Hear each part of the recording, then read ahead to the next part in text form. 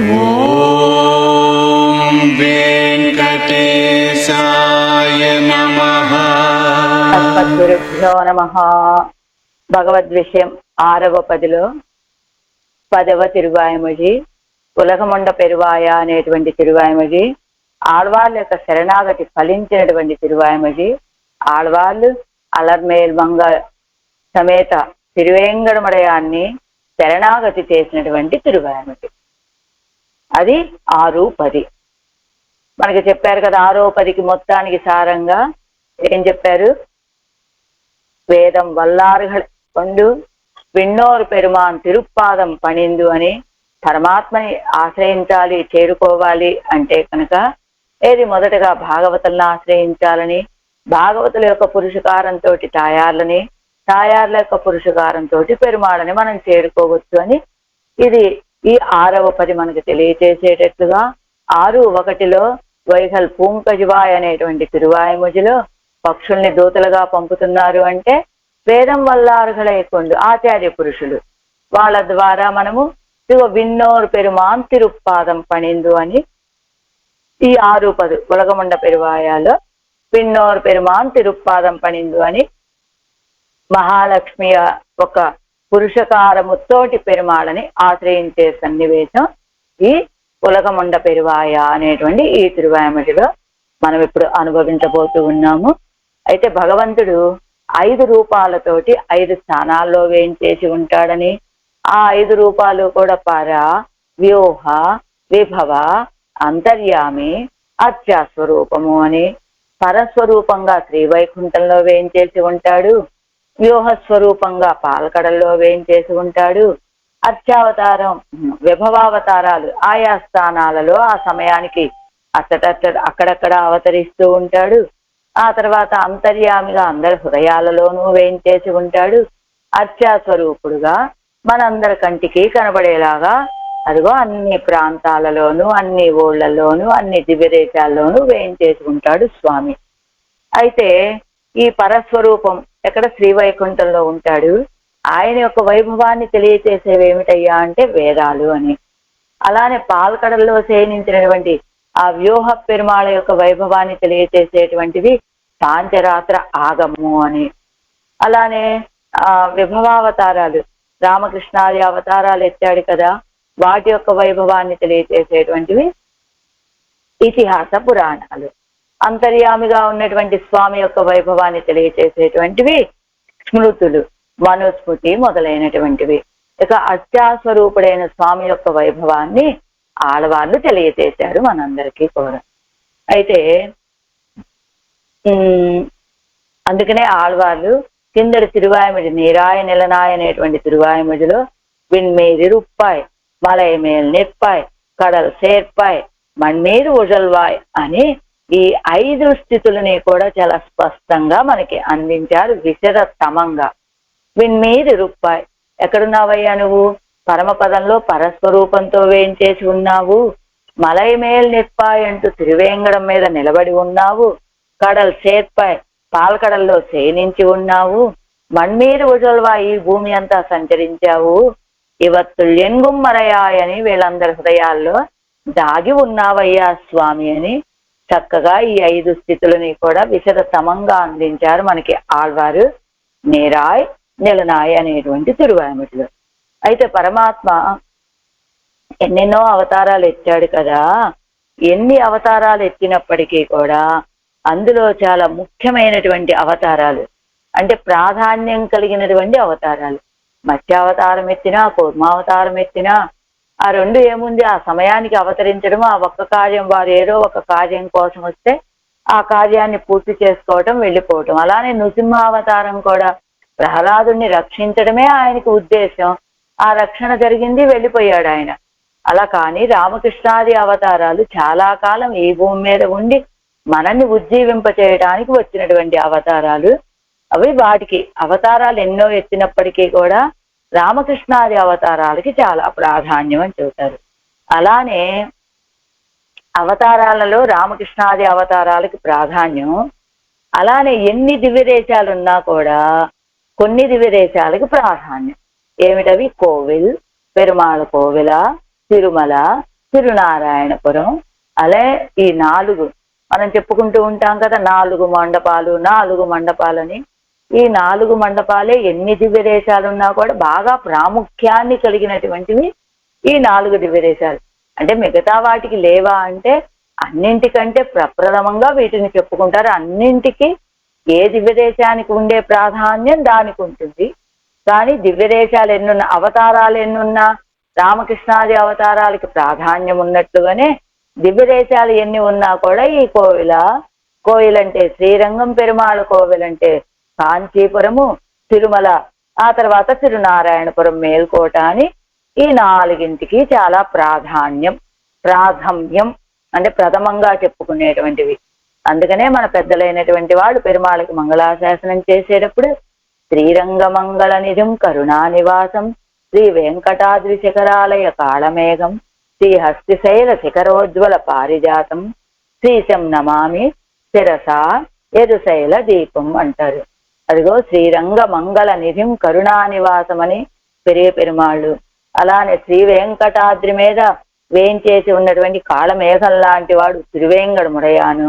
హస్తిశైల శిఖరోజ్వల పారిజాతమని కాంచి వరదరాజ పెరుమాళ్ళు. అదిగో శ్రీశం నమామి యదుశైల శిరసా యదుశైల దీపమని తిరునారాయణపురంలో వేయించేసినటువంటి స్వామి. అలా అవి ఈ 4 దివ్య దేశాలు. ఎలా అంటే తెన్నాడుం వడనాడుం తొడనిన్న తిరువరంగం తిరువాళం తిరుప్పది అని చెప్పినట్టుగా. అయితే స్వామి ఎలా వేయించేసి ఉన్నాడు?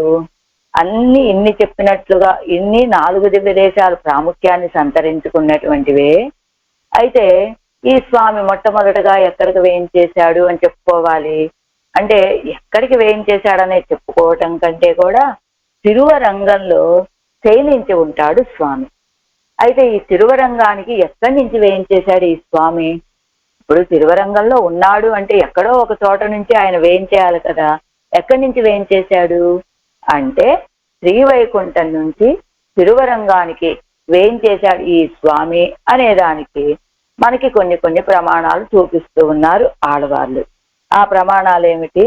ముళై కదిరై కురుంగుడియుల్ ముగిలై మూవులకం కడందు అప్పాల్ మొదలాయి నిన్న అలప్పరియ ఆరముదై అరంగమేయ అందననై. ఇదే పాసురమో మీకు గుర్తుందా? తిరునెడుందాండకంలో పాసురం.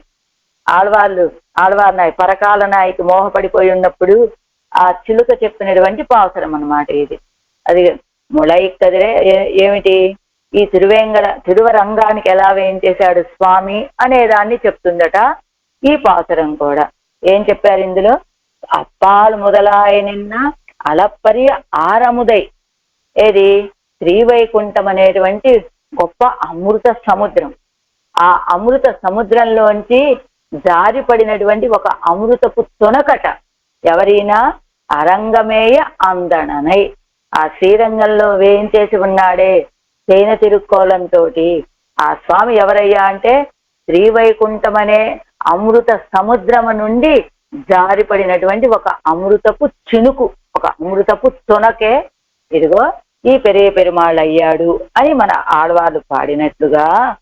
అసలు అలా పరమపదంలో ఉన్నటువంటి ఆ స్వామి ఈ భూలోకంలోకి ఎందుకు వేయించేశాడు? నిత్య విభూతిలో ఎప్పుడు ముక్తులు నిత్యులు ఆయన్ని కొనియాడుతూ ఉండగా హావు హావు అని సామగానాలు హాయిగా వింటూ ఉండేటువంటి ఆ స్వామి ఈ లీలా విభూతిలోకి వేయించేసి తిరువరంగంలో సేన తిరుక్కలంతో ఎందుకు వేయించేసి ఉన్నట్ట స్వామి? అసలు ఎలా వచ్చాడు ఆయన అంటేనట, పరమపదంలో ఆయన యొక్క గుణాలకి ప్రకాశమే లేదట. ఎలా ఉన్నదట ఆయన యొక్క వైభవం? పగలు పెట్టిన దీపం వల్లే తక్కువ ప్రకాశం. ఇప్పుడు పగటిపూట మనం దీపం పెట్టామనుకోండి, అంతా వెలుతురు, సూర్యకాంతి ఉంటుంది, అంతా వెలుతురుగా ఉంటుంది. ఆ సమయంలో మనం పెట్టిన దీపానికి ప్రకాశం మనకు కనబడుతుందా? అదే రాత్రిపూట అదే దీపం రాత్రిపూట పెట్టామనుకోండి, ఈ దీపం ఎంత బాగా ప్రకాశిస్తోంది అనిపించేలా ఉంటుంది ఆ కాంతి. అంతే కదా. అలా పగలు పెట్టిన దీపంలాగా ఆయన యొక్క గుణాలకి ప్రకాశమే లేదట శ్రీవైకుంఠంలో. ఎందుకని? ఎవరికైనా ఒక కష్టం కలిగిందనుకోండి, ఆ కష్టాన్ని తొలగింపచేసి అబ్బాయి ఎంత దయ కలిగినటువంటి వాడు అంటారు. దయ అనే గుణం ప్రకాశిస్తుంది. ఎవరైనా తప్పులు చేసే వాళ్ళు ఉన్నారనుకోండి, అబ్బా ఆ తప్పుల్ని క్షమించేస్తే కనుక ఎంత క్షమాగుణం కలిగినటువంటి వాడు అంటారు. అలా అందరూ కూడా అక్కడ ఇది సామ్యాపత్తి కలిగినటువంటి వాళ్ళు, సమానమైనటువంటి గుణాలు కలిగినటువంటి వాళ్ళు కావటం చేత అక్కడ ఆయన యొక్క వైభవానికి ప్రకాశం లేదు. ఆయన గుణాలకి, వైభవానికి కాదు, ఆయన యొక్క గుణాలకి ప్రకాశం లేదు శ్రీవైకుంఠంలో. అంచేత స్వామి ఏం చేశాడు, ఆ గుణాలన్నీ ప్రకాశింపచేయటం కోసమని ఇదిగో ఈ లోకంలోకి వేయించేశాడు. ఎక్కడికి? తిరువరంగానికి వేయించేశాడు. అక్కడ శయనించి ఉన్నాడు. అదే విషయాన్ని శ్రీవైకుంఠ నేరుగా ఆయన తిరువరంగానికే వెళ్ళి శయనించాడా అంటేనట, ఆయన ఎలా ఈ భూలోకంలోకి వచ్చాడు, ఈ లీలా విభూతిలోకి ఎక్కడికి వచ్చాడు, ఎక్కడి నుండి ఎలా ఆ తిరువరంగానికి చేరుకున్నాడు. శ్రీవైకుంఠ విరక్తాయ స్వామి పుష్కరిణీ తటే రమయ రమమాణాయ అని చెప్పినట్లుగా మొదటగా ఏం చేశాట, నేరుగా శ్రీవైకుంఠం అంటే చాలా ఎత్తైన ప్రదేశం కదండి. ఎత్తైన ప్రదేశం నుండి నేరుగా భూమి మీదకి దూకలేదట ఆయన, భూమి మీదకి వేయించేయలేదట.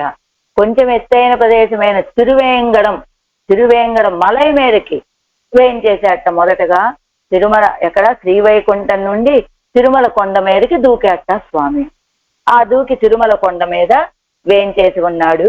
ఎందుకు వేయించేశాడు ఇప్పుడు చెప్పుకున్నాం కదా. శ్రీవైకుంఠ విరక్తాయ, శ్రీవైకుంఠం విషయంలో విరక్తి కలిగి అక్కడ నేను రక్షించాలంటే ఏదైనా ఒక పని చేసేటువంటి వాళ్ళకి ఆ పని చేయలేకపోతే కనుక తోచుబాటు అవ్వదు కదా. ఆయన రక్షించడం అనేటువంటిది ఆయనకి సహజమైన స్వభావం. అక్కడ రక్షించబడేటువంటి వాళ్ళు ఎవరు లేకపోతే తన రక్షణకి ఉపయోగం ఏముంటుంది కనుక, అందుకని మనందరినీ రక్షించటం కోసమని శ్రీవైకుంఠ వాసస్థానం ఆయనకు విరక్తిని కలుగ చేస్తే అప్పుడు వచ్చి స్వామి పుష్కరిణీ తటే అని ఈ తిరుమల కొండ మీద వేయించేసి ఉన్నట్ట. అలా మలై మేలు కుదిత్తు అని ఒక్కసారిగా శ్రీవైకుంఠం నుండి ఆ పర్వతం మీదకి దిగాట. పర్వతం మీదకి దుమికాడట. నేరుగా ఈ నేల మీదకి రాకుండా, ఒకేసారి ఈ భూమి మీదకి దూకకుండా అలా ఆ సప్తగిరుల మీద శ్రీనివాస పెరుమాళుగా వేయించేసి ఉన్నట్ట. అలా ఉన్నటువంటి ఆయన అక్కడి నుండి మెల్లిమెల్లిగా బయలుదేరి వడక్కు వాసలు ఉత్తర ద్వారం నుండి లోపల ప్రవేశించాడు. శ్రీరంగం కోవెలలో పెరే పెరుమాళుగా రంగనాథుడిగా లోపల ప్రవేశించి అక్కడ శయనించి ఉన్నాడు.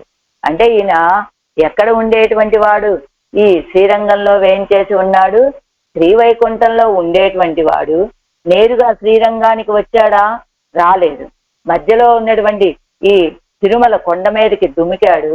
తిరుమల కొండ మీద నుంచి మెల్లిమెల్లిగా ప్రయాణం చేస్తూ తిరువరంగానికి వచ్చి చేరాడు స్వామి. అక్కడ శయనించి ఉన్నాడు. అలా స్వామి ఎక్కడైనా సరే అలా 3 ప్రదేశాలు ఉంటాయట ఆయన సంచరించినట్టు, ఆయన ఇలా ప్రయాణం చేసినట్టు. అదే తిరుప్పాణి ఆడవాళ్ళు కూడా వారి యొక్క అమల్నాథ్ పిరాన్ అనేటువంటి ఆ ప్రబంధంలో ఏం పాడతారు? మందిపాయ్ వడవేంగడ మామలై వానవరగల్ చెంది చెయ్యనిన్నాన్ అరంగత్తరవినయ్యాన్ అని పాడతారు అక్కడ. ఇది మందిపాయ్ వడవేంగడ మామలై అంటే తిరుమల కొండ మీద వేయించేసి ఉన్నాడు. అలా ఎవరైనా వానవరగల్ చెంది చెయ్యనిందాన్, ఎవరైనా ఈ తిరుమల కొండ మీద ఉన్నటువంటి ఆయన వానవరగల్ నిత్యసూరుల చేత కైంకర్యం చేయించుకునేటువంటి ఆ స్వామి. అంతేకాదు అరంగత్తర వినయ్యాను, అరంగత్తు అరవిన్ అనయ్యాను. అరంగత్తు శ్రీరంగంలో అరవిన్ ఆ ఆదిశేషుడు అనే పడక మీద అనయ్యాను శయనించాడు అని. అదే తిరుప్పాణి ఆడవాళ్ళు కూడా ఈ విషయమే కదా చెప్పారు. మొదట శ్రీవైకుంఠంలో ఉండేవాడు, అలా తిరుమల కొండ మీదకి వేయించేశాడు. ఆయనే తిరువరంగానికి వేయించేసి అక్కడ శయనించి ఉన్నటువంటి వాడు అని. అంగే నిండ తిరుక్కోలం, ఎక్కడ అంగే ఎక్కడ తిరుమల కొండ మీద తిరువేంగడ ముడయానుగా ఉన్నప్పుడు, ఆ తిరువేంగడ మలై మీద వేయించేసి ఉన్నప్పుడు నిండ తిరుక్కోలం. అదే స్వామి ఇంగే శయన తిరుక్కోలం. ఎంతకాలం నుంచుంటాంలే, కాస్త పడుకుందాం అనిపించిందో ఏమిటో మరి. తేనె తిరుక్కోలంతో వేయించేసి ఉన్నారు ఈ తిరువరంగంలో. అదే అంటే ఎక్కడైనా సరే 3 స్థానాలు కనబడుతూ ఉంటాయట. వాటికి మనకి కొన్ని ఉదాహరణలు చూపిస్తూ ఉన్నారు స్వామి. అలానే అమలనాది పిరాన్లో కూడా ఏం చెబుతారు? అమలనాది పిరాన్ అడియార్కెన్నై ఆట్పడుత్త విమలన్ అనేటువంటి పాసనంలో విన్నవరుగోన్ విరయారు పొజిల్ వేంగడవన్ నీల్మదిల్ అరంగత్తమ్మానని పాసనంలో చివరి పదం అది. అదిగో విన్నవరు కోను, ఎవరి తిరువరంగంలో వేయించేసి ఉన్నటువంటి స్వామి అంటే విన్నవరు కోన్, నిత్యసూరుల నాయకుడు. ఆయనే విరయాడు పొజిల్ వేంగడవన్, మంచి తోటలతోటి చుట్టబడినటువంటి తిరువేంగడం మీద వేయించేసి నింద తిరుక్కోలంతో ఉన్నటువంటి వాడు ఆయనే. నీల్మదిల్ అరంగత్తమ్మాన్, పెద్ద పెద్ద ప్రాకారాల చేత చుట్టబడినటువంటి తిరువరంగంలో శయనించినటువంటి స్వామి అని అమర్నాథ్ పిరాన్లో తిరుప్పాణి ఆళ్వార్లు పాడినట్లుగా అదే విషయాన్ని మనకి విష్ణు పురాణం కూడా ఏష నారాయణ శ్రీమాన్ అంటే ఎక్కడైనా సరే 3 స్థానాలు ఉంటాయి ఆయనకి. పరమపదం అదే చూపిస్తున్నారు. ఇది చూస్తే మళ్ళీ అర్థం అవుతుంది మనకి. ఏష నారాయణ శ్రీమాన్ క్షీరార్ణవనికేతన నాగపర్యంకముసృజ్య యాగతో మధురాం పురిం అని మనకు పురాణాలు చెబుతున్నాయి కదా. ఎవరు? యాగతో మధురాం పురిం, మధురా పట్టణానికి వచ్చి చేరాడు, అక్కడ అవతరించాడు. ఎవరు? కన్నపిరాన్. ఆయన ఎక్కడ వాడండి? ఆయన అంటే ఏష నారాయణ, ఆ నారాయణే. ఆ తర్వాత ఏమిటి?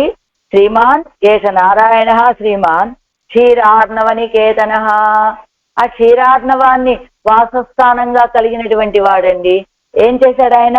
నాగపర్యంకం ఉత్సృజ్య, ఆ పాల్కడలలో ఉన్నటువంటి ఆదిశేషుడు అనే పడకని విడిచిపెట్టి ఆగత మధురాంపురీం ఆగత హి, అదిగా మధురా పట్టణానికి వచ్చి చేరాడు కదా కన్నపిరానుగా. అంటే మొదటి స్థానం నారాయణుడు శ్రీవైకుంఠం, 2వ స్థానం పాల్కడలి, ఇది క్షీరార్ణవాన్ని వాసస్థానంగా కలిగినటువంటి వాడు ఆయనే. 3వ స్థానం ఏమిటయ్యా అంటే మధురా పట్టణానికి వచ్చి మధురాపురికి వేయించేసి కన్నపిరానుగా అవతరించాడు అని. ఇలానే ఆడవాళ్ళు, మన నమ్మాళ్ళవాళ్ళు తిరుప్పేర్ నగరాన్ తిరుమాలిరంజోలై మలయ్యే పురుప్పే నిన్న పిరాన్ ఎన్నెందు నెరయ్యప్పుగుండాన్ అంటారట. ఎలానట? మొదట ఎక్కడున్నాడు ఆ స్వామి? తిరుప్పేర్ నగరాన్, అప్పకుడుస్తాన్లో వేయించేసి ఉన్నట్ట స్వామి. ఆ స్వామి అక్కడే ఉండకుండా కొంతకాలానికి అక్కడి నుంచి ఎక్కడికి వేయించేశాడు? తిరుమాలిరంజోలై మలయ్యే పొరుప్పే నిండ పిరాన్, ఆ తిరుమాలిరంజోలై మలయ మీద పొరుప్పే నిన్న చక్కగా అమరికగా వేయించేసి ఉన్నట్ట స్వామి. ఆ స్వామి ఇప్పుడు ఎక్కడున్నాడో తెలుసా? ఎన్నెంజు నిరయ్యప్పుగుండాన్. మొదట తిరుప్పేర్ నగరంలో వేయించేసి ఉన్న స్వామి, ఆ స్వామే ఇప్పుడు తిరుమాలిరంజోలై మలయ మీదకి వేయించేశాడు. అక్కడ కూడా ఉండలేదండి ఆయన. మెల్లిమెల్లిగా బయలుదేరుతూ ఆళ్వారు తిరునగర్లో వేయించేసి ఉన్న నా హృదయంలో ప్రవేశించి నెంజు నెరయ్యప్పుగుండాన్, నా మనసంతా నిండిపోయాడండి అలా వచ్చి ప్రవేశించి అని చెప్పినట్లుగా. ఇలాంటి ఉదాహరణలు ఇంకా అయోధ్య నుండి బయలుదేరాట. ఎవరు? చక్రవర్తి తిరుమగన రామచంద్రుడు. ఎక్కడికి బయలుదేరాడు? చిత్రకూటానికి బయలుదేరాడు. చిత్రకూటం వెళ్ళాడా? మొదట వేయించేసినటువంటి స్థానం అయోధ్య, ఆ తర్వాత వేయించేసినటువంటి స్థానం చిత్రకూటం. అక్కడి నుంచి ఎక్కడికి వెళ్ళాట? జటాయు మహారాజుల దగ్గరికి వెళ్ళి చేరాట. ఏం చెప్తాట? లక్ష్మణ, ఇప్పుడు మనకి ఎవ్వరూ పెద్దవాళ్ళు లేరు, ఇదిగో ఈ జటాయు మహారాజు రెక్కల కింద మనం ఇలా ఆయన యొక్క సంరక్షణలో మనల్ని మనం కాపాడుకుందాం అని జటాయు మహారాజు దగ్గరికి చేరాట. అంటే అయోధ్యలో బయలుదేరాడు, చిత్రకూటానికి చేరాడు, చిత్రకూటం నుండి బయలుదేరి జటాయు మహారాజు రెక్కల కిందకి చేరాడు అని చెప్పినట్టు అది ఒక స్థితి. ఇంకొకటి, అసలు అయోధ్యకి వచ్చినటువంటి స్వామి ఎక్కడి నుంచి వచ్చాడండి? ఆయన శ్రీవైకుంఠం నుంచి బయలుదేరాడు, అయోధ్యకు వచ్చాడు. ఆ అయోధ్య నుంచి బయలుదేరి చిత్రకూటానికి చేరాడు. ఆ చిత్రకూటం మీద ఎలా వేయించేసి ఉన్నాడు? ఒటజే రామమాసీనం అన్నట్టుగా చిత్రకూట పర్వతం మీద వేయించేసి ఉన్నాడు. అంటే ఇలా స్వామి ఎక్కడ చూసినా, ఏ సన్నివేశం చూసినా ఒకే చోట కాదు, అలా స్థానాలు మారుతూ 3 స్థానాల్లో ఉన్నట్టు మనకు కనపడుతుంది అని. అలా శ్రీవైకుంఠము, తిరుమల, శ్రీరంగం. ఇప్పుడు శ్రీరంగంలో వేయించేసి ఉన్నటువంటి స్వామి ఇప్పుడు చెప్పుకున్నాం కదా. శ్రీవైకుంఠము, అయోధ్య, చిత్రకూటం, అది అంతవరకు అయిపోయింది, ఉదాహరణ ప్రమాణాలు చూపించారు. ఇప్పుడు మళ్ళా మన కథలోకి వస్తే ఈ తిరువరంగంలో వేయించేసి శయనించి ఉన్నటువంటి స్వామి ఎక్కడి నుండి బయలుదేరినటువంటి వాడు? శ్రీవైకుంఠం నుంచి బయలుదేరాడు. ఒకేసారిగా తిరువరంగానికి వేయించేయకుండా తిరుమల కొండ మీద ఒక్కసారిగా తిరుమల కొండ మీదకి దూకాడు. ఆ తర్వాత అక్కడి నుంచి మెల్లిమెల్లిగా వడక్కు వాసల ద్వారా తిరువరంగం కోవెల్లో ప్రవేశించి అలా అక్కడ శయనించి ఉన్నాడు. అది అందుకనే ఈ విషయాలన్నీ కూడా ఆయన ఎక్కడ ఉండేటువంటి వాడు, ఎక్కడ నుండి ఎక్కడికి బయలుదేరి ఎక్కడికి చేరాడు, అక్కడి నుండి బయలుదేరి ఇంకెక్కడికి చేరాడు అనేటువంటి విషయాలన్నీ చక్కగా తెలిసినటువంటి వాళ్ళు కనుక ఆళ్వార్లు ఇదిగో ఆ విషయాన్నే చెప్తున్నారు. తిరుమల కొండ మీద ఉన్నాయన ఎవరు? అదిగో శ్రీవైకుంఠం నుంచి వచ్చినటువంటి వాడు. శ్రీరంగం కోవెల్లో ఉన్నటువంటి ఆయన ఎవరు? శయనించినటువంటి ఆయన ఇదిగో తిరుమల కొండ మీద నుంచి వచ్చినటువంటి వాడు అని చెప్తూ, అయితే ఋగ్వేదంలో చాలా ఇప్పుడు మనకి తిరువరంగం వేయించేశాడు, అంతవరకు అది అయిపోయింది. మనకి ఈ పాసురంలో చెప్పబడేటువంటి దివ్య దేశం ఏమిటయ్యా అంటే తిరువేంగడం. కాబట్టి ఆ తిరువేంగడం యొక్క వైభవాన్ని కాసేపు చెప్తున్నారు స్వామి. ఈ తిరువేంగడం అంటే ఎలాంటిదట? ఋగ్వేదంలో బాగా ప్రసిద్ధి పొందినటువంటిదట. ఋగ్వేదంలో దీని యొక్క వైభవాన్ని చాలా బాగా చెప్పారు, ఈ తిరువేంగడం యొక్క వైభవాన్ని. అంతేకాదు 10 పురాణాలలో కూడా ఈ తిరువేంగడం యొక్క వైభవాన్ని సాయించారు మన పెద్దలంతా కూడా. అని తెన్నాడు వడనాడుం తొడ తిరువరంగం అని చెప్పినట్టుగా ఈ తిరువేంగడం కూడా ఎలాంటిది అంటే వానిలుళ్ళార్ భూమియిలుళ్ళార్ தொழுவதற்காக నడువిల్ ఉళ్ళారు అని తిరువరంగం అంటే రంగనాథుడు ఎలా? తెన్నాడు వడనాడు, దక్షిణ దేశంలో ఉన్నవాళ్ళు, ఉత్తర ప్రాంతంలో ఉన్నవాళ్ళు అందరూ సేవించేటట్లుగా తిరువరంగంలో వేయించేశాడండి. ఎవరా? పెరియ పెరుమాడు. కానీ మన తిరువేంగడయాను వానిలుళ్ళార్ భూమియిలుళ్ళారు தொழுவதற்காக నడువిల్ ఉళ్ళారు. వానిలుళ్ళారు ఆ పరమపదంలో ఉన్నటువంటి వాళ్ళు, భూమియిలుళ్ళారు ఈ లీలా విభూతిలో ఉన్నటువంటి నిత్య విభూతిలో ఉన్నటువంటి వాళ్ళు, ఈ లీలా విభూతిలో ఉన్నటువంటి వాళ్ళు ఇద్దరూ కూడా தொழுவதற்காக ఇద్దరికీ నమస్కరించడానికి, ఇద్దరికీ ఆశ్రయించడానికి తగినట్టుగా నడువిల్ ఉళ్ళారు మధ్యలో వేయించేసి ఉన్నట్ట ఈ తిరువేంగడముడయాను. ఎలా? ఒక తల్లి, ఆ తల్లికి కవల పిల్లలు, ఇద్దరికి ఒకేసారి ఆకలైందనుకోండి, ఏం చేస్తుంది ఆ తల్లి? 2 స్తనాల దగ్గర ఇద్దరు బిడ్డల్ని చేర్చుకొని ఇద్దరికి ఒకేసారి పాలనిస్తుంది. అదే రీతిగా ఈ తిరువేంగడముడయాను కూడా అటు ఈ నిత్య విభూతిలో వేయించేసి ఉన్నటువంటి నిత్య సూర్యులకి, ఇటు లీలా విభూతిలో వేయించేసి ఉన్నటువంటి ఈ లీలా విభూతిలో ఉన్న సంసారులకి ఇద్దరికీ ఒకేసారి సేవ సాయించేటట్టుగా అలా తిరువేంగడం మీద వేయించేసి ఉన్నట్ట. ఎలా? నిత్య సూర్యులేమో పైనుంచి కిందకి దిగి వచ్చి సేవించుకుంటారట. ఈ నిత్య సంసారులమైనటువంటి మనమేమో ఆ కొండపైకి ఎక్కి ఆయన్ని సేవించుకునేటట్టుగా అలా నడువిల్ ఉళ్ళారు మధ్యలో ఉన్నట్ట స్వామి.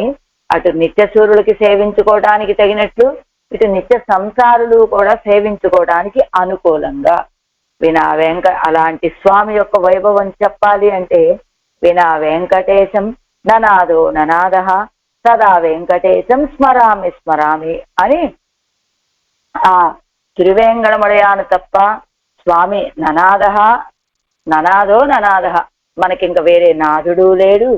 అలాంటి స్వామిని సదా వెంకటేశం స్మరామి స్మరామి అని, అలాంటి తిరువేంగడముడయాన్ని నేను ఎప్పుడూ స్మరిస్తూ ఉంటానని, అది తిరువేంగడముడయానికి వెంకటేశ అనే తిరునామానికి ఉన్నటువంటి ఒక గొప్పతనమాట. అసలు వెంకటము అంటే ఏమిటి? వేం కట ఇది వెంకట, అదే కదా. వేం అంటే ఏమిటి? పాపాలు. కట అంటే ఏమిటి? ఆ పాపాలని భస్మం చేసేటువంటిది. కాబట్టి వెంకట అనేటువంటి నామం ఏం చేస్తుందట? మన యొక్క అనాది కాలంగా మనం ఎన్నెన్నో జన్మలెత్తాం, ఎన్నెన్నో పాప రాసులు మనం సంపాదించి పెట్టుకున్నాం, వాటన్నింటినీ కూడా దహింపచేసేటువంటిది ఈ వెంకటాచలం అని ఒక్క క్షణం కనుక మనం ఆ తిరువేంగడం యొక్క వైభవం. ఇప్పుడు తిరువేంగడం ముడయాను యొక్క వైభవం కాదు, వేంకటం అంటే వేంగడం అంటే వేంకటం అంటే ఆ మలై, ఆ మలై మీద వేయించేసి ఉన్నాడు తిరువేంగడు ముడయాన్. ఇప్పుడు వేంకటం అంటే వేంకటం కదా. ఎలా ఒక్క క్షణం కనుక మనం ఆ తిరువేంగడం మలై మీద కనుక మనం వేయించేసి ఉన్నామంటే మనం అనాది కాలంగా సంపాదించుకున్నటువంటి పాపరాశి మొత్తం తొలగిపోతుందండి. అలాంటి తిరువేంగడం మీద వేయించేసి ఉన్నట్ట ఇదిగో ఈ స్వామి మలై మీద వేయించేసి ఉన్నాడు. అలాంటి ఆ పర్వతానికి ఎన్నెన్ని తిరునామాలు, వృషభాచలమని, శేషాచలమని, నారాయణాద్రి అని, గరుడాద్రి అని, క్రీడాద్రి అని, ఇలా అనేక అనేక తిరునామాలు ఆ తిరువేంగడానికి. అయితే ప్రతి యుగంలో కూడా ఈ పర్వతం కోరుకుంటూ ఉంటుందట, ఆ పరమాత్మ నా సన్నిధిలో వేయించేసి ఉంటే బాగుండు అని ఆ పర్వతానికి ఒకటే కోరికట. అయితే ఆ పర్వతం యొక్క కోరిక తీరేలాగా అది ఆ పర్వతము ఎదురు చూస్తూ ఉంటుందట స్వామి యొక్క రాక కోసం. ఆ స్వామి కూడా ఒక్కొక్క యుగంలో ప్రతి యుగంలోనూ ఆ పర్వతంతో సంబంధం కలిగిన వాడిగా ఉంటాడట. మొదటగా కృతయుగంలో ఈ పర్వతానికి ఇప్పుడు వేంగడం అని చెప్పుకున్న వెంకటాచలం అనుకుంటున్నాం కదా. కృతయుగంలో ఈ పర్వతానికి పేరేమిటి? వృషభాద్రి అని పేరట. అలానే త్రేతాయుగంలో అంజనాద్రి అనే తిరునామమట ఈ పర్వతానికి. అంజనాద్రి అని పేరు ఎలా వచ్చింది దీనికి? ఇక్కడ వాయుసుతుడైనటువంటి హనుమ యొక్క తల్లి అంజనాదేవి తపస్సు చేసుకున్నదట ఈ కొండ మీద కూర్చొని.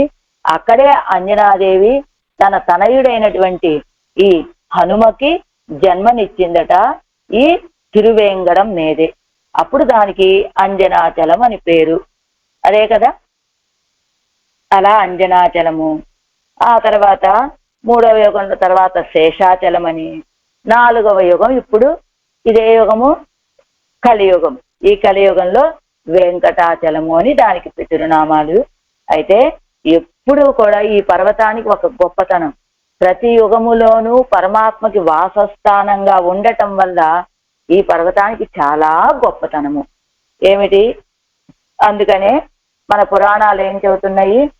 వెంకటాద్రి సమం స్థానం బ్రహ్మాండే నాస్తి కించన వెంకటేశ సమోదేవో న భూతో న భవిష్యతి అని. ఈ వెంకటాచలంతో వెంకటాద్రితోటి సమానమైనటువంటి స్థానం బ్రహ్మాండే నాస్తి కించన కొంచెం కూడా ఏమీ లేదండి వేరే ఇంకొక స్థానం ఈ వెంకటాచలంతో సాటైనటువంటి స్థానం అంటూ. వెంకటేశ సమోదేవో నభూతో న భవిష్యతి. వెంకటాచలంతో సమానమైనటువంటి స్థానము లేదు ఈ బ్రహ్మాండంలో. వెంకటేశ్వరునితోటి సమానమైనటువంటి దైవము ఈ భూమండలంలో లేదు. నభూతో న భవిష్యతి, భూతకాలంలో లేదు, భవిష్యత్ కాలంలో ఇంకా అలాంటి వాళ్ళు ఎవరు రారు అని. ఏమిటి ఆ గొప్పతనం? ఎంత తక్కువ వాళ్ళమండి మనం. ఈ లీలా విభూతిలో ఉండి తక్కువ వాళ్ళమైనటువంటి మనకి దర్శనం ఇస్తాడు. ఒకేసారి గొప్ప వాళ్ళైనటువంటి నిత్యసూరులకి కూడా దర్శనమిచ్చేటువంటి స్వామి. అంటే ఎందుకు అలా మధ్యలో ఎందుకండి?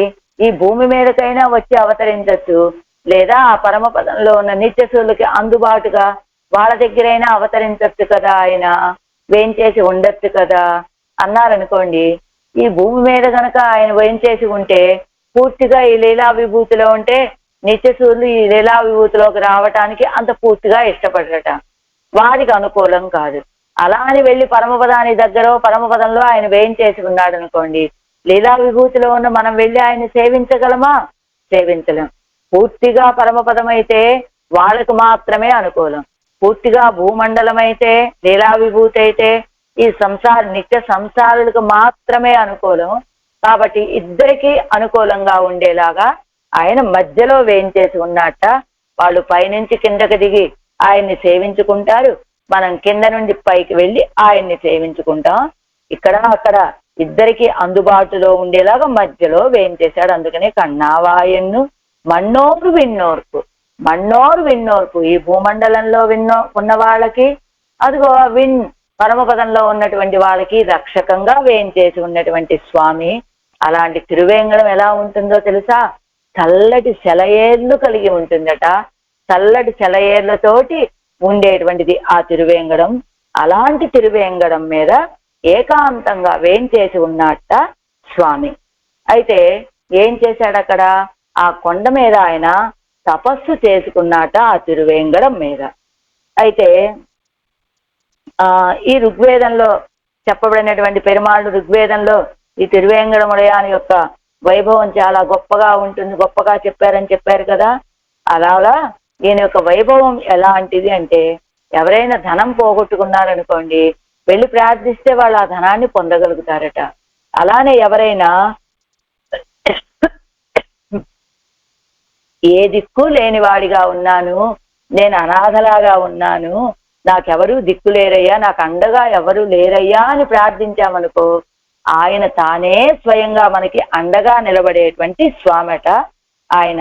అంటే ఏది పోగొట్టుకున్న ధనమేమిటి, ఏది పోగొట్టుకుంటే దాన్ని మనకి పొందింప చేసేటువంటి స్వామి. నాకెవరూ దిక్కు లేరనే దుర్దశ నీకు ఏర్పడితే నీకు దిక్కుగా ఉండేటువంటి స్వామి. అయితే ఇలాంటి వాళ్ళు ఈ లోకంలో ఎంతమంది ఉంటారండి? అనేక వేల మంది ఉంటారు కదా. వాళ్ళందరికీ తోడుగా ఉండేటువంటి స్వామి ఆయన. అయితే ఆ తిరుమలలో ఎలాగా ఉంటాడు ఆయన? తిరువేంగడముడయానుగా ఉంటూనే శ్రీదేవి నాట్యానికి తన యొక్క వక్షస్థలాన్ని పీఠంగా ఇచ్చినటువంటి స్వామి. అందుకనే అలాంటి శ్రీ నివాసుడు, స్త్రీకి తన యొక్క వక్షస్థలాన్ని ఇచ్చాడు కదా వాసస్థానంగా. అందుకనే ఆయన శ్రీనివాసుడు. ఆ శ్రీనివాసుడు వేయించేసి ఉండేటువంటి స్థిరప్పు మలై, అంటే చాలా గొప్ప పర్వతం అండి అది అని, అందమలై నోక్కిప్పో అని అలాంటి మనకి ఉపదేశం అనమాట. అందమలై నోక్కిప్పో, వెళ్ళండి ఆ తిరుమల కొండ దగ్గరికి వెళ్ళండి, కొండ మీదకి వెళ్ళండి, ఆ పర్వతాన్ని సేవించండి, పర్వతం మీద ఉన్నటువంటి స్వామిని సేవించండి అని.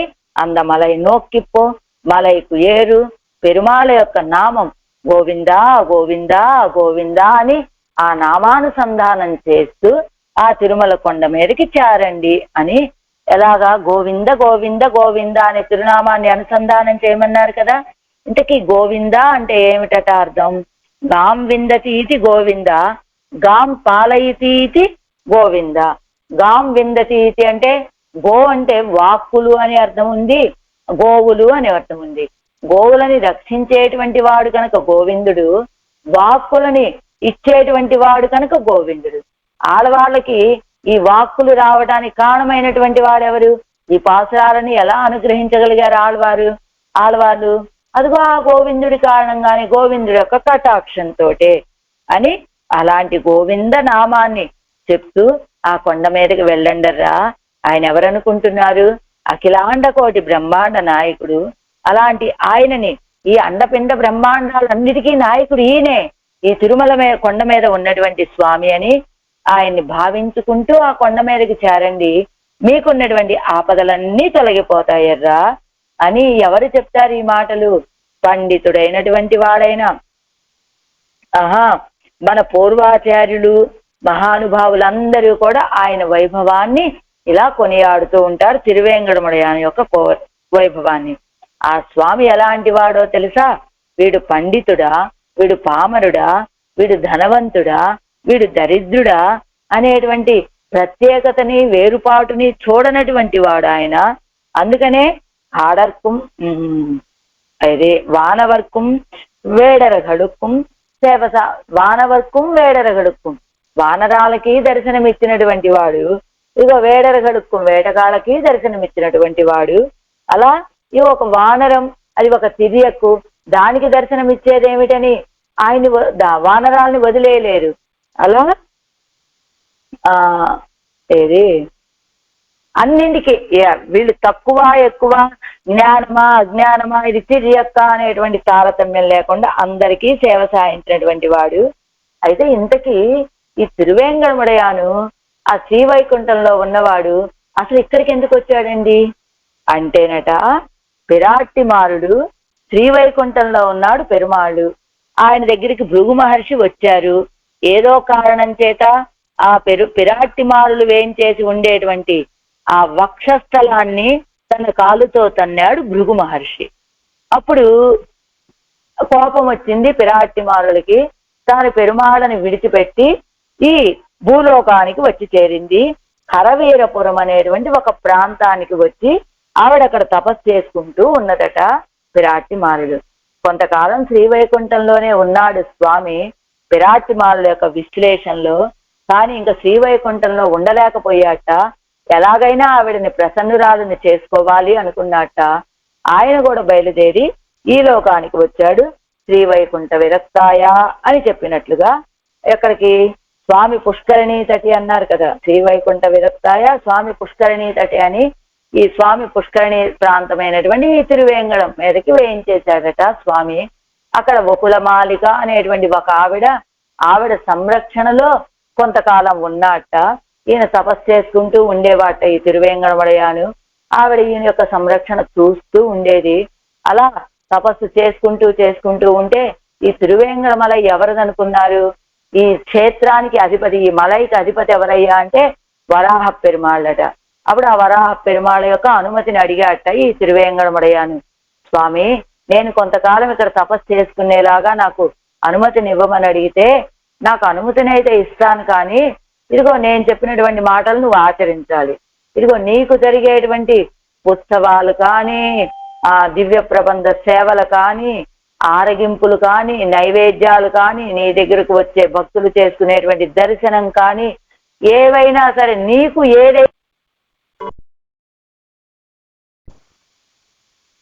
నీకు జరిగే ఏ వైభవమైనా సరే మొదటగా నాకు జరిగిన తర్వాతనే నీకు జరిగేలాగా ఒక నియమం ఏర్పాటు చేయాలి అంటే తిరువేంగళమడయాను దానికి అంగీకరించాడు. కొంతకాలానికి అలా తపస్సు చేసుకుంటూ ఆ కొండ మీదే ఉన్నాడు. కొంతకాలం తర్వాత ఇలా ఎంతకాలం బ్రహ్మ రుద్రాదులు కూడా ఏమిటి స్వామి ఇక్కడ, తాయాళ్ళు ఎక్కడో ఆ కరవీరపురంలో మనమే ఏదో ఒక ప్రయత్నం చేయాలనుకున్నారట. వాళ్ళిద్దరూ కూడా మహాలక్ష్మి తాయారు దగ్గరికి వెళ్ళి ప్రార్థించారట.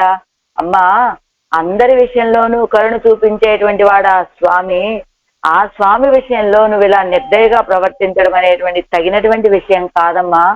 ఆ స్వామి విషయంలో నువ్వు కరుణని చూపించు, నీ యొక్క దయని చూపించు, ఆయన దగ్గరికి వచ్చి చేరు. ఆయన ఇప్పుడు ఇలాగా ఆ కొండ మీద తపస్సు చేసుకుంటూ ఉన్నాడు నీ యొక్క విశ్లేష వ్యసనంతో అని చెప్పారట ఈ బ్రహ్మరుద్రాదులు ఇద్దరు కూడా. సరే, ఆయనకి ఏదో రీతిగా ఆహారం ఇవ్వాలి కదా, తిరువేంగడం మీద వేయించేసి ఉన్నాడు కదా, ఆయన ఒక పుట్టలో వేయించేసి ఉన్నట్ట స్వామి. సరే, మహాలక్ష్మి తాయారు వీళ్ళిద్దరిని ఏం చేసింది, ఒక ఆవు, బ్రహ్మగారిని ఆవుగా, రుద్రుడు గారిని దూడగా చేసి ఆ తిరువేంగడాన్ని పరిపాలించేటువంటి ఆ మహారాజుకు తీసుకువెళ్ళి ఈ ఆవుని దూడని సమర్పించింది.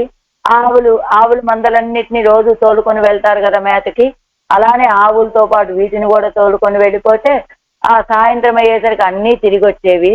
కానీ అన్ని ఆవులు పాలనిచ్చేవి, కానీ ఈ ఆవు మాత్రం పాలనిచ్చేది కాదట. ఏం చేసేది ఈ ఆవు, ఆ కొండ మీదే పుట్టలో ఉన్నటువంటి ఈ పెరుమాళ్ళకి తన యొక్క పాలని ఆయనకి ధారగా సమర్పించి ఆయన ఆకలి తీరుస్తూ ఉండేది తపస్సు చేసుకుంటూ ఉన్నటువంటి శ్రీనివాస పెరుమాళ్ళకి. అలా కొంచెం కాలం గడిచాక ఆ గొల్లవాడికి ఒక సందేహం, రోజు అన్ని ఆవులు పాలు ఇస్తున్నాయి, కానీ ఈ ఆవు ఎందుకు పాలనివ్వటం లేదు అది గమనించాలనుకున్నట్ట ఆ గొల్లవాడు. ఏం చేశాడు, వెంటనే ఆవు ఏం చేస్తుందా ఎటు వెళ్తుందా అని గమనించాడు. అదిలాగా వెళ్ళటం, ఒక పుట్ట దగ్గర తన పాలని ఆ పుట్టలోకి విడిచిపెట్టడము చూసినటువంటి గొల్లవాడికి వెంటనే కోపం వచ్చింది. వెంటనే ఒక కర్ర తీసుకొని దాన్ని కొట్టబోయాడు. అది తెలిసినటువంటి ఆ కోపంతో ముందు ఆయన అరిచినటువంటి అరుపులకి లోపల పుట్టలో ఉన్నటువంటి శ్రీనివాస పెరుమాళకి చాలా ఆగ్రహం కలిగింది. వెంటనే ఆయన పైకొచ్చాడు. అదే సమయంలో ఈ గొల్లవాడు కర్రనెత్తి కొట్టాడు ఆవుని. ఆ కర్ర వెళ్ళి శ్రీనివాస పెరుమాళ శిరస్సుకు తగిలింది. శిరస్సుకు తగిలి రక్తం కారింది. ఆ రక్తం అంటింది ఈ ఆవులకి. ఈ ఆవులు తిరిగి మళ్ళా వెళ్ళిపోయాయి రాజ ఆస్థానానికి. రాజుగారు చూశారట ఆ రక్తపు మరకల్ని. ఏం జరిగింది అని చూసినటువంటి రాజు ఆ ఆవులతో పాటుగా తాను మళ్ళా ఏమిటి ఇక్కడే మోహపడిపోయాడు ఆ గొల్లవాడు. ఆయన రాలేదు, ఆవులు మాత్రమే వచ్చాయి కదా, అసలు ఏం జరిగింది అని ఆ ఆవుల్ని రెండింటిని వెంట పెట్టుకొని వచ్చాడు. మరి ఎలాగ వచ్చాడు ఆ రాజు అంతా వెతుక్కుంటూ వస్తే ఈ పుట్ట దగ్గర ఈ గొల్లవాడు పడిపోయి ఉంటాడు.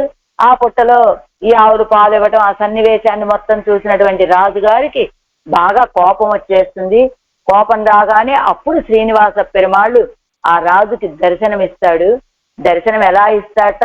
తన యొక్క పద్మాల లాంటి నేత్రాలని, అదిగో పొడవాటి కురులని, ఆ దివ్యమంగళ మేఘం లాంటి దివ్యమంగళ తిరుమేని వర్ణంతో కూడిన ఆ స్వామి తన యొక్క సౌందర్యాన్ని మొత్తం చూపిస్తూ ఆ పుట్టలోంచి బయటికి వేయించేస్తే అప్పుడు చూశాట ఎవరు ఆ రాజు. చూసి, నువ్వు చాలా మోసగాడివయ్యా, మమ్మల్ని చాలా మా విషయంలో చాలా దోషం చేశావు అనగానే, దోషం చేసింది నేను కాదు, అదిగో మీ వ్యక్తే అని. కాదు, ఈ రాజు నమ్మకపోతే అప్పుడు ఏం చేశాట? ఆ రాజు తిరువేంగడముడయాన్ మీద, శ్రీనివాస పెరుమాళ మీదకి యుద్ధానిక అన్నట్లుగా రాబోతే అప్పుడు తిరువేంగడముడయాన్ నువ్వు పిశాచం అయిపో అని ఆయన్ని శాపం పెడితే అప్పుడు ఆ రాజు వచ్చి శ్రీనివాస పెరుమాళ యొక్క తిరువడిగళ్ళ మీద పడితే, సరే ఇప్పుడు నువ్వు పిశాచంగా ఉంటావు, ఈ తర్వాత జన్మ ఆకాశరాజుగా జన్మిస్తావు, అప్పుడు నీ కుమార్తెను నాకిచ్చి వివాహం చేస్తావు అని చెప్పాట. కొంతకాలం గడిచిపోయింది. ఆ పిశాచ రూపం పోయి తర్వాత జన్మలో ఆకాశరాజుగా జన్మించాడు. పద్మావతి తాయారు సహస్ర కమలంలో ఆవిర్భవించింది ఆ కోనేరులో. ఆ పద్మావతి తాయారిని తన బిడ్డగా పెంచుకుంటూ ఉన్నాడు. ఒకరోజు ఆవిడ ఉద్యానవనానికి వచ్చింది. ఈయన వేటకు వెళ్ళాడు. ఈ శ్రీనివాస పెరుమాళ్ళు ఇద్దరు ఉద్యానవనంలో కలుసుకున్నారు. అప్పుడు ఈయనేమడిగాట? వేదవతి అని పిలిచాట పద్మావతి తాయారిని. వేదవతి అని పిలవగానే ఆవిడ, ఆహా, రామావతారంలో నా యొక్క పేరు వేదవతి కదా, కాబట్టి ఈయనే ఆ రామచంద్రుడే ఈయన అయి ఉంటాడు అని ఆవిడ ఈయన విషయంలో మనసు పడిందట. ఇద్దరు వివాహం చేసుకుందాం అనుకున్నారు. ఏం చేశాడు? ఈయన శ్రీనివాస పెరుమాళ్ళు తన తల్లిని ఆకాశరాజు దగ్గరికి పంపితే ఆకాశరాజు యొక్క తమ్ముడే తొండమాన్ చక్రవర్తి అట. అలాగా ఆ వివాహం జరిగిపోయింది. ఎక్కడ జరిగిందయ్యా అంటే నారాయణ వనంలో జరిగిందట. ఆ వివాహానికి అదిగో పైన ఉన్నటువంటి 33 కోట్ల మంది దేవతలంతా వేం చేశారు. ఈ భూమండలంలో ఉన్నటువంటి వాళ్ళంతా వేం చేశారు. అంగరంగ వైభవంగా శ్రీనివాస పెరుమాళ యొక్క వివాహం జరిగిపోయింది. అదే సమయంలో అదిగో శ్రీ మహాలక్ష్మి తాయారు యొక్క ఆగ్రహం కూడా తీరిపోయింది. ఆవిడ కూడా వేం చేస్తే ఒకవైపు ఇదిగో పద్మావతి నాస్యారు, ఒకవైపు అదిగో మహాలక్ష్మి నాస్యారు, ఇద్దరు ఇరువైపులా వేం చేసి ఉండగా శ్రీనివాస పెరుమాళని అడిగాడు ఆకాశరాజు, మాకు ఈ విధమైనటువంటి దర్శనం నిత్యము ఉండేలాగా మమ్మల్ని అనుగ్రహించవయ్యా స్వామి అని అడిగాట. ఎవరు? ఆకాశరాజు. అలానే అన్నాడు. అలానే ఇప్పటికీ కూడా అక్కడ దర్శనమిస్తూ ఉన్నట్ట శ్రీనివాస పెరుమాళ్ళు. ఆయనే కొంతకాలానికి ఈ తిరువేంగడ వివాహం అయిపోయిన తర్వాత మళ్ళా తన స్థానానికి తాను వేం చేశాడు. ఈ తిరువేంగడముడయానికి పగలేమో మన యొక్క ఆరాధన, రాత్రిపూట నిత్యసూరుల యొక్క ఆరాధన. ఇప్పుడు ఆయన వచ్చిందే ఇద్దరికి అనుకూలంగా ఉండేటట్లుగా కొండ మీద వేయించేసి ఉన్నాడు కదా. రాత్రిపూట నిత్యసూరులందరూ కూడా వాళ్ళ నాయకుడైనటువంటి విశ్వక్సేనులతోటి కూడి ఈయనకి ఆరాధన చేయటానికి వస్తారట. రాత్రిపూట విశ్వక్సేనుల వారు ఆరాధన సమర్పిస్తారట. పగలపూట ఈ లీలా విభూతిలో ఉన్నటువంటి నిత్య సంసారుల యొక్క ఆరాధన. ఈ రెండిటినీ స్వీకరిస్తూ ఆ తిరువేంగడం మీద వేయించేసి ఉన్నట్ట స్వామి. అలాంటి స్వామిని ఎలా ఆశ్రయించారు, అసలు ఈ తిరువేంగడం దగ్గరికి ఎందుకు వేయించేశారు ఇప్పుడు ఆళ్వార్లు అనేటువంటి విషయాన్ని మనం రేపు తెలుసుకునేటువంటి ప్రయత్నం చేద్దాం. ఆళ్వార్ ఎంబెరుమానార్ జీయర్ దివ్య తిరువడిగలే శరణం, ఆచార్య దివ్య తిరువడిగలే